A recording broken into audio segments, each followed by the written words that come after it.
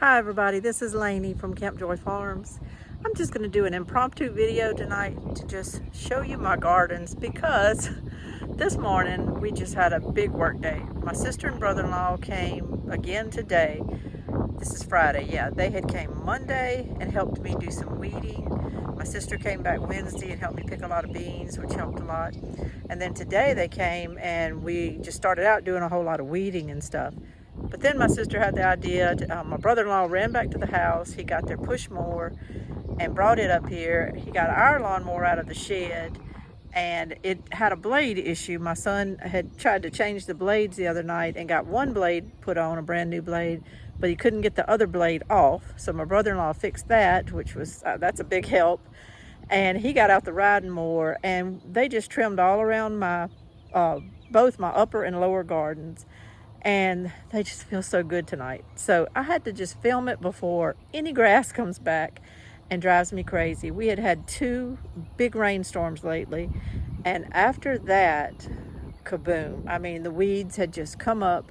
They started taking over everything, and it was really making me feel like, okay, right at this moment when all of my vegetables are kind of coming in, and people, I had my first sale yesterday, so I'm excited about that.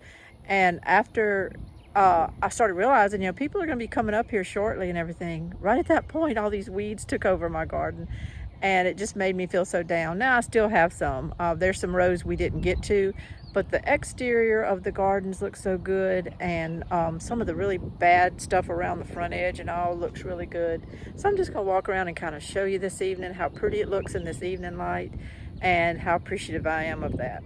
So let me turn the camera around and I'll show you the gardens. Just walking up to these gardens, it looks so much better. I went ahead and took the string line down from my little bucket so that they could get the mowers close. And I went ahead and disconnected my water, my drip irrigation. You can see the little black pipes there. I went ahead and disconnected all of that so that the mowers could get a little closer. And they went ahead and did a little push mowing right here at the beginning of these rows. But mostly all along this front had just gotten some of the most, those tall weeds that have the little black dotted things on the end. They had really taken over and gotten tall, so tall that I had to kind of come out here and cut them with scissors before they even mowed. So it just feels so good. I just can't even explain it. And I did get a lot of weeding done down this whole squash row. In the middle here, I'm just not worried about grass in the middle of my row. It actually kind of helps me to have some grip when I'm walking so that I don't slip on mud after some rains. So I don't mind any of this kind of stuff. I don't mind that kind of stuff in the middle of my rows. That's fine with me. But under the squash is all weeded. That feels so good.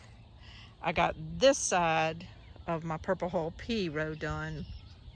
I don't think I got all the way to the very end where you see that white bucket is where I stopped, but that feels good.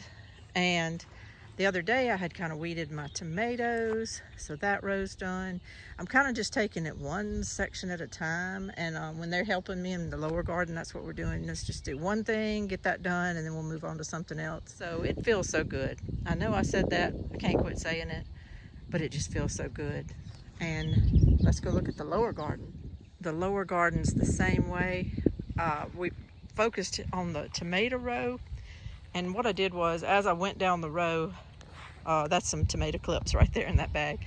As I went down the row, I really tried to go ahead and prune off any of that leaf blight that I saw on my tomatoes, and that takes a while to do that. And while doing it, we were trying to pull as much grass as we could around the tomatoes.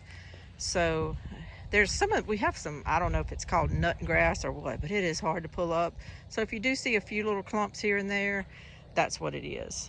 And but in general, it's dirt. We're down to the dirt, and it feels so good. All my cherry tomatoes are coming in. There's some sun sugars you can see right there. There was some sweeties back there I didn't even mention, but they were there. These are all sun sugars. They come out orange, and they taste really good. I mean, they have a great tomato taste. I think with the name Sun Sugar, I was expecting them to be kind of really sweet. They're a little bit tart, but they have a good taste. I like them. These are the Eagle Heart Yellows. which actually are a little more orange.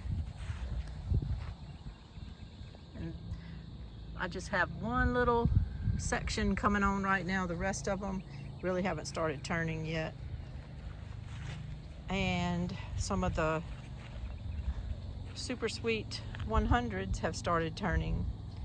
Now there's not tons of these on here, but that's because I've been picking them, and I actually sold a few yesterday to my first customer, and I've got someone coming tomorrow who's really wanting some cherry tomatoes. So it's working out good. That's my Robe Mountain Tommy Toes there. They still haven't started putting, they haven't started blushing yet.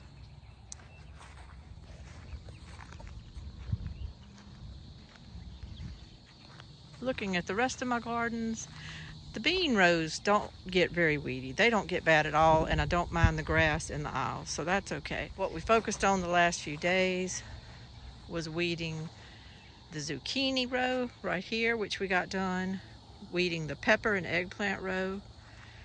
Then we weeded, these are some cantaloupes, and all of that are national pickling cucumbers. We weeded that row, and I even got my Dr. Weich's tomato row weeded. It was very, very bad when I showed it to you the other day. But look at these tomatoes. These are the ones that I was telling you had just about died. The trunks had turned black. The leaves had turned yellow. And now look at them. It's just like a new life. What I had put around them was the Triple 13. I do have some tomato food kind of stuff, but I put Triple 13 around the bottom of them, watered it in real good. There's another one there. They have blooms on them. They have just come back to life. I did that to them right before a big rainstorm, so they got a lot of water. And there's just no arguing with it. They came back. I would love to do everything just strictly organic, but sometimes you have to jump in and do what you can do to save things. You just don't have the time for a slow organic type process. And I know there's people who have all their opinions on all that stuff, but sometimes I would have lost these tomatoes if I had messed around and tested this or that or the other. I would have lost these tomatoes. But I have 1, 2, 3, 4, 5, 6. I have 6 of the 7. This is what they would have all looked like if I had waited or stalled or worked on little compost teas or things like that. I just had to do what I had to do. Last week, toward the end of the week, I came along and weeded this row of long improved green cucumbers. It had gotten really, really bad. And they're starting to thrive. They're starting to spread everywhere. And they have blooms all over them. So they go 50 feet all the way down to where they bump into the Cherokee wax beans. But it's all weeded, so I'm not gonna really do a whole lot more weeding. It's just gonna do what it does now. But it made me feel so much better to get some of this done. Now, our weeding did not extend to my corn patch, but that's okay. I didn't ask them to help me with that. Look at those weeds down there. But that's okay. I can live with this. I do have those golden honey melons planted here, there, and yonder in this corn patch. But I can kind of see where the melons are. There's one right there. That's a little 2-leaf melon coming up, or 3 leaves. And so I can kind of see where they are, and I'll try to keep the weeds from right around it. But now we could have went down the aisle with a little push more, I guess. But the reason I didn't want to weed right along this corn is because you hill up your corn, and so I have little mounds of dirt against the roots of all of this corn. And we have had 2 storms lately. The first storm knocked a good bit of it over. I had to get out here and kind of push some of it up, but the sun pretty much pulled the rest up. The second storm, it withstood it a little better because I think it's getting a better root system. But if I go along there and start pulling clumps of weeds out of that dirt that's right up against their base, I'm gonna weaken it. And there may be methods other people use, but this is 4 40-foot rows. I don't want to sit here with any kind of tool delicately trying to do anything here. I'm just gonna leave it. I think it's fine. It doesn't affect the corn, which you can see is tasseling. And also I'm getting ears with silks all on this candy corn. This is the candy corn that's in my lower garden. So I'm not going to mess with it. I'm not going to go along and disturb the root system at all. I'm just going to leave it how it is. So thank you for joining me. I just wanted to give this little quick tour while everything, it's kind of like showing off your house right when it's clean, right when you mopped, right when all your beds are made and all your clothes are put up and your kitchen's spotless. You want somebody to come over right then, because in an hour or two, you never know how it's going to look. So that's the way I feel. I wanted to go ahead and show you my gardens tonight while everything's mowed, everything's trimmed, pretty much everything is weeded that I needed to get weeded. And it just kind of feels good. It's kind of like relaxing in a clean house. That's kind of the way I feel tonight. It's a beautiful evening here in South Louisiana. Rain may be coming, but it's not here right this second. It's a beautiful moment right now. Thank you so much for joining me. This is Lainey at Camp Joy Farms. Y'all have a great evening. Bye-bye.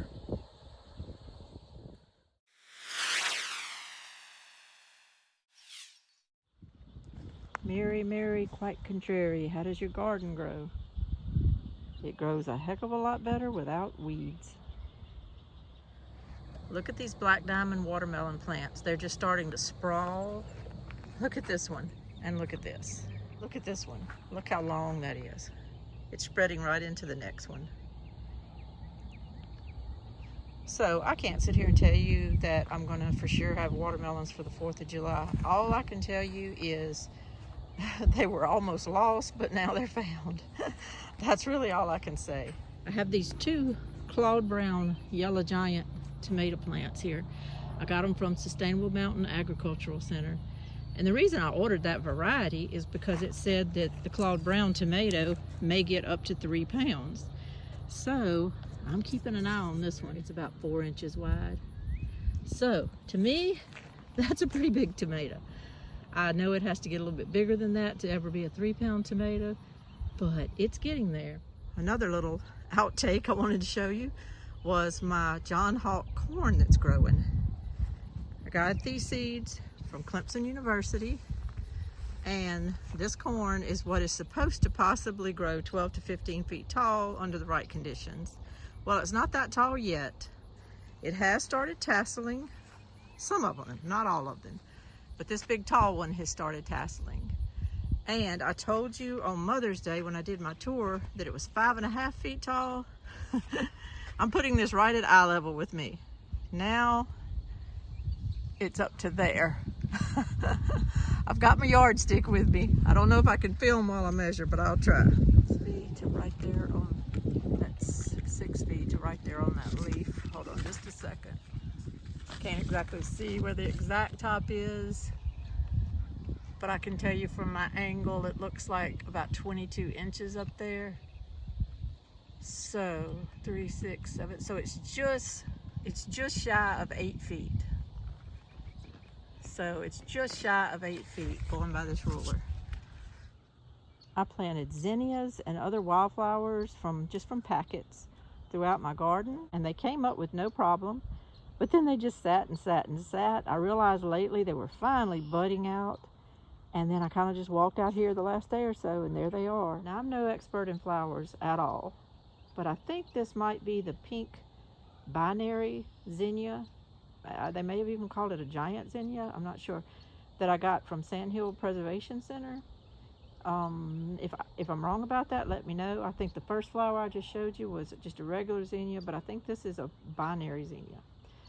But, because I think that's what I planted here. But let me know. I am not real knowledgeable about flowers, and I admit that. So any information you could give me, I'd appreciate it.